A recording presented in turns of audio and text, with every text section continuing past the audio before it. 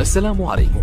لا تنسوا الاعجاب بالفيديو والاشتراك في القناة تشجيعا لنا لنستمر بنشر المزيد ان شاء الله. المستشارة هايدي فضالي في الواجهة من جديد. اهلا بكم متابعين قناة رأي عام وصفحة عاجل على الفيسبوك. ظهرت النهارده المستشارة هايدي فضالي محامية المتهمة نورهان، المتهمة بقتل والدتها ومساعدة عشيقها في بورسعيد في اولى جلسات محاكمة نورهان. فجرت المستشارة هايدي فضالي مفاجآت عديدة في اللي حصل في الجلسة الأولى. فجرت رد فعل والرياكشن بتاع المتهمة كان إيه داخل المحكمة. كتير من الصحفيين سألوها إن النيابة بتطلق الاتهامات على المتهمة، ما بكتش ما عملتش، قالت لا دي هي كانت منهارة وهي كانت بتترعش لو لاحظتم، وتفاصيل جديدة حصلت في داخل المحكمة. أتمنى تسمعوا المستشارة هايدي فضالي. هنشوف القضية رايحة على فين. لسه في انتظار الحكم، هتأجل، هيحصل فيها حكم.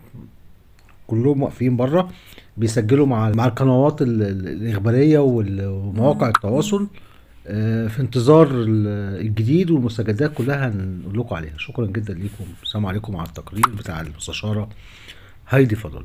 للواقعة وحاولت ان هي تهرب من وتقول له طيب بعدين نبقى نتكلم، ماما مش عايزه اكلمك. ووقت حتى ما اتصلت بيه هو كان في بلوك في التليفون، وده اللي انا وضحته ان هو كان في بلوك، وهي عشان كده كانت بتكلمه علشان برضه نفس التهديد المعنوي والضغط عليها معنويا والاكراه والتوتر اللي هي كانت موضوعه فيه.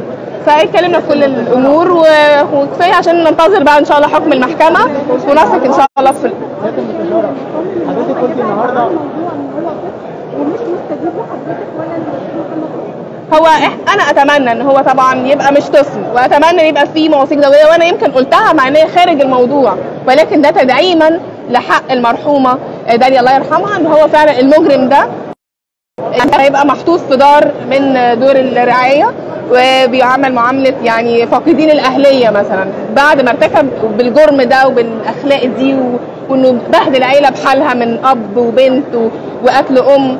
فطبعا الكلام ده كله انا بنظر ليه ان هو لازم يكون في تعديل في قانون الطفل، ولكن ده فعلا الحقيقي مش محل موضوع محكمه الجنايات. يعني الناس اللي اتضايقت مني ان انا بقول ده مش قانوني وفي ارتباط، مفيش ارتباط لا يقبل التجزئه، وما فيش مثلا توقف عليه فصل اولي يكون لازم طفل في المحكمه عشان تقدر تفصل في حكمها. لا، هو لا يتوقف على حكم اليوم الفصل في مساله اوليه.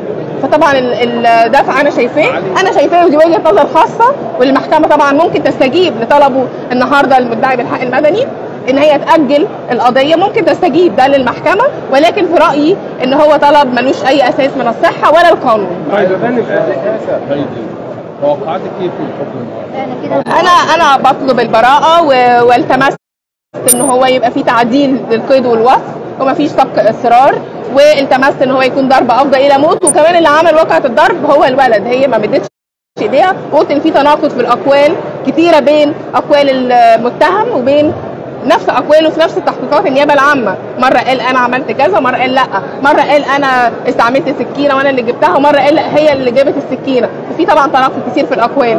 السوشيال ميديا كله دلوقتي بيتكلم عن يعني اسمحي لي ان انا اقول لحضرتك، يعني السوشيال ميديا كلها بتتكلم عن ان حضرتك بتدافعي عن قاتله. والله انا ما بيهمنيش ان انا حد يقول الكلام ده واجبي، وده اللي انا وضحته، وانا لاحظت وانا ما كنتش ناوي اطلع في الميديا تاني صراحه بعد التجاوزات اللي انا مش فاهمه لانها غير مقبوله. انا بحترم الاعلام لما يكون فعلا اعلام يعني هادف وبينتقد بطريقه محترمه، لكن اول ما هيخرج عن نطاق الغير طبيعي انا كمان هخرج عن نطاق الغير طبيعي. مستشارة هايدي، حضرتك استندتي على جمله او كلمه كررتيها اكتر من مره، وهي كلمه ان نورهان اتدبست. مستند على ايه بالظبط في الكلمه دي؟ انا وضحتها اكيد ما اتدبستش في العلاقه. لا، انا ما بتكلمش على علاقه، انا بتكلم ان العلاقه لما الواحد بيرتكب خطا او بيقع في خطا بيبقى موضوع تحت تاثير الضغط والتهديد والابتزاز النفسي والمادي والمعنوي، فهو ده اللي هي اتحطت فيه نورهان في القضيه دي. وعشان كده فعلا القضيه ليها ظروف استثنائيه وظروف شاذه، ولذلك هي فعلا الواقعه كلها استندت لاضطرار وهزه برضو وظروف برضو استثنائيه زي ما الواقعه استثنائيه. سياده المسؤول حضرتك قلتي النهارده ان هو ماسك عليها زله وكان بيجبرها على، مش انا اللي بقول ده واضح في تحقيقات النيابه العامه، كل الوقت بيقول لها هتقابليني يعني هتقابليني، هطلع يعني هطلع، افتحي الباب يعني افتحي الباب. فكل الكلام ده واضح من واقع التحقيقات وباعترافها وباعترافه. لا كلمه لا اللي اتقالت في تحقيقات كتيره جدا، لا مش هفتح، لا مش هنزل، لا مش همسك التليفون، لا مش هعرف اكلمك بالليل، لا كلميني، لا مش هعرف اكلمك.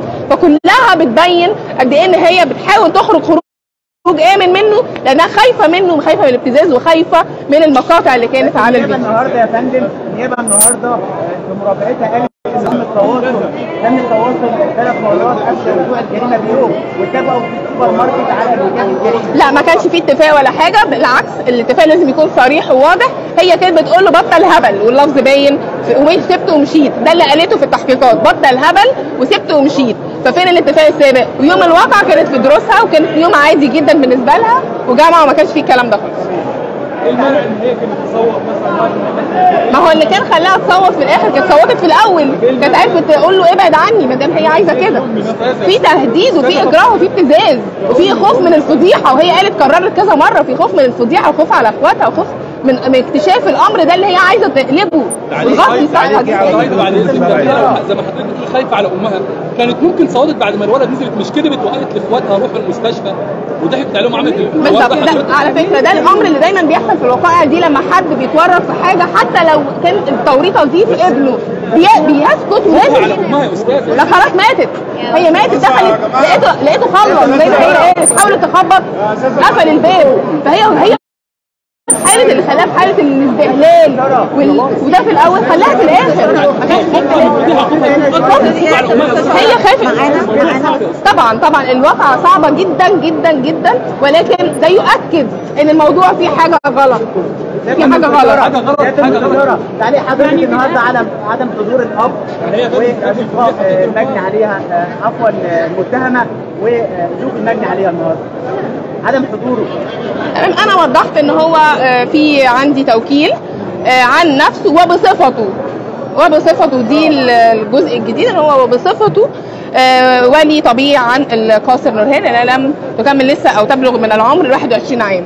استاذه هايدي بعد اذنك غير مقنع يا فندم ان بسبب انها خايفه من الفضيحه تتخلص عن امها. هي الموضوع كله كان قدام منها اكتر من فرصه. الموضوع ليه صوره اخرى، ده اللي انا بقوله. الواقعه ليها صوره اخرى غير اللي تم تسطيرها في الاوراق، فده اللي انا قلته. بالفعل قضيه المحكمه بعد اذن حضرتك لو احنا جينا قلنا لك احنا داخلين دلوقتي متوقع ايه اللي يحصل؟ انا انتظر يعني الحكم ان شاء الله الرادع، وان الحكم الا لله والحكم عنوان الحقيقه. ولكن بعد كده بجميع الاحوال الحكم فيه طعون بالنقض، وياما طبعا احنا عارفين بتبقى في قضايا معينه بتبقى فيها حكم في اول درجه، وبعد كده في الطعن بالنقض بينظر ويتخفف الحكم. طلبتي بالبراءه، كنت لسه هقول لك طلبتي بالبراءه، مش بعيده خالص يعني، البراءه دي بعيده نهائي يعني. زي انا بقول زي ما الواقعه استثنائيه ان الحكم الا لله. احنا مرتضين بقضاء، ده طلبي واتمناه، ولكن حتى لو في رأفه تخفيف انا بطالب، ده طلبي كدفاع المتهم ان شاء الله. بس طبعا حضرتك مقتنعه باللي بتعمليه؟ جدا مقتنعه اكيد جدا. وانا نفسي ان البنت دي تخرج من الكرب والهم اللي هي حطت نفسها فيه. حضرتك هي حطت نفسها فيه. معلش قول لنا حبايبي عندها ثبات انفعالي رهيب يعني، انا ما شفتش منها دمعه جوه او هي ما حدش شافها وهي عماله بترتعش وهي قاعده على كرسي. لا هو ما طب يبقى شفتوها يبقى شفنا الارتعاش اكيد. يعني معالي المستشاره ايه كلمات حضرتك كلمتي هايدي قبل الجلسه على طول يعني وهي موجوده؟ كلمت نورهان كنت بتقولي لها ايه؟ معلش مفيش، بقول لها قولي اللي حصل كله. قلت لها نفسي تقولي اللي حصل، قالت لي مش هقدر اتكلم، قالت لي مش قادره اتكلم، مش قادره اقول حاجه. ان هي مش راضيه. قلت لها حاولي تتكلم، بتقول مش قادره، بتقول مش قادره انطق، بتقول انا زي ما كنت في النيابه عماله اشاور انا مش قادره اعمل غير ان انا اشاور، فاهماني؟ مش قادره انطق. يعني حضرتك شايفه ليها قلت لها مسلمة قولي للأمر الواقع؟ هي مسلمه دايما، هي على طول مسلمه الامر، انا مش قادره انطق. قلت لها قولي انت نيتك ايه والدنيا كانت ايه والولد عامل قلت مش قادره اتكلم. يعني احنا نفهم من حضرتك ان هي نفسها عايزه تتعدم، يعني خلاص هي مش عارفه، هي ولا الموقف نفسه وحش، الموقف وحش والناس كلها عرفته، فالموقف وحش. الموقف بقى مش التاني، الموقف الاولاني والعلاقه اللي بينها وبين الطفل، فالموقف وحش هززها وحطيتها في وضع بالتوتر اللي هو خلاها اصلا مسلوبه الاراده. وعشان كده انا بتكلم على الاعتراف واقول في اراده مسلوبه، وده اللي انا قلته في الدفاع. حضرتك النهارده في الدفاع قلت ان هي حسنت السمعه وان ما حدش دي حقيقه، دي حقيقه، دي حقيقه. حد سمعت عنها حاجه وحشه قبل كده؟ سمعت عنها؟ امبارح كان فيها فندم حوار مع جيران امبارح، حد قالوا ان هي وحشه؟ كانت بتركب التروسيكل مع الولد وكانت بتمشي معاه في الشارع مع الولد. لا قالوا اي حاجه عندها سابقه قبل كده وحشه مش كويسه. طيب ده كويس ان الشهاده قدام ربنا. تمام يا فندم. حضرتك ايه على تقرير الطب الشرعي؟ الايه؟ التقرير الطبي الشرعي. تقرير الطب الشرعي اللي ثابت فيه، يعني هو طبعا هينظروا رئيس المحكمه، ولكن بيدل ان هو في خطا بشكل معين، مش عايزه ادخل في تفاصيله بقى، الدكاتره هم اللي يوصفوه. هيدي بعد اذن حضرتك سؤال بس. انا عن نفسي عيني كانت بتدمع وقت مراجعه النيابه. طبيعي البنت ما اتحركتش. طبيعي. كان عندها ثبات. تفسرنا بيه يا استاذ حضرتك. لا هو ده، انا مش دكتوره علم نفس، ولكن انا بقول ان البنت نفس الحاله دي هي اللي كانت قبل كده، هي اللي دلوقتي هي اللي هتلاقوها كمان شويه في حاله الاهتزاز وعدم. طب سبب عدم ان القاضي ما سالهاش، ده ما سالهاش، يعني المره اللي فاتت في قواضي ثانيه كنا بنروح قاعدين هي قالت لا، هو سالها سؤال وكويس ان هو ما سالهاش اكتر من كده، لان هي فعلا البنت ما عندهاش الادوات ان هي تتكلم في الحاله اللي هي فيها دي. استشاره يعني التوكيل الرسمي من الاب، والدها في بيت التوكيل الرسمي من الاب. اكيد كان في لقاء مع ابو نورهان النهارده، قال لك ايه في لا ما النهارده ما قابلتش والد نورهان. طب قال لك ايه لما عمل لك التوكيل يا فندم؟ مفيش، قال لي ان هو نفسه ان الواقعه كلها ما تبقاش حقيقيه، ونفسه ان هو ما تبقاش حتى بنته يعني عملت حاجه غلط حتى في القبل كده ولا بعد كده، ولا شاركت ولا شافت ولا اي حاجه. فطبعا هو ده اللي نفسي فيه. مراته ماتت او زوجته اتوفت طبعا، بنته في السجن. طبعا هو في موقف لا يحسد عليه، سواء من موت مراته او سياده المستشاره. هو طبعا قال لك الكلام ده قبل ما يطلع على التحقيقات، هو اطلع على التحقيقات، هل اتكلم مع حضرتك بعد اطلاعه على التحقيقات بالتفصيل؟ بس على التحقيقات وقال انا شفت حاجات طبعا تخض، بس لقيت حاجه وعكسها، يعني هو نفسه بيقول لقيت حاجات كتيره فعلا. لما قلت له طب في كذا وكذا قال لي هو فعلا في كلام غريب، يعني هي مثلا بتقول ايوه انا قتلت المتوفاه الى رحمه الله كذا كذا كذا والموجود امام النيابه العامه. هل دي هتقعد تتكلم كل الكلام ده؟ يعني هل هي تقعد تحكي الوصف ده في الحاله اللي هي فيها؟ ايوه ده السجينه اللي انا شفتها امام النيابه العامه. فطبعا هو بيقول انا مش قادر اصدق ان هي حتى بتتكلم كده، هي في حاله اصلا مش عارفه تتكلم. ده المحامي لما دخل معاها التحقيقات طلعته بره، قالت له لا احسن هتقول لبابايا بره على اللي بيحصل. ده حصل وفعلا بالفعل المحامي اللي كان معاه حضر اول تحقيق الاستاذ محمد عبد اللطيف طلع بره، وبعد كده قالوا له لا لازم تدخل تاني جوه تحضر التحقيق. دخل فوكيل النيابه قال له طب ما هو يعني البنت مش عايزاك تسمع الكلام، فقال خلاص هثبت في المحضر رسمي ان هي مش عايزاني. قال له لا خلاص اقعد اسمع القصه. فقعد المحامي، ولكن البنت يعني حاولت طبعا كانت محرجه وحاولت، وده امام النيابه العامه، حاولت كذا مره تطلعه بره عشان تقول هيروح ينقل لبابايا بره الكلام، هو واقف بره. فهي البنت في حاله مش عايزه.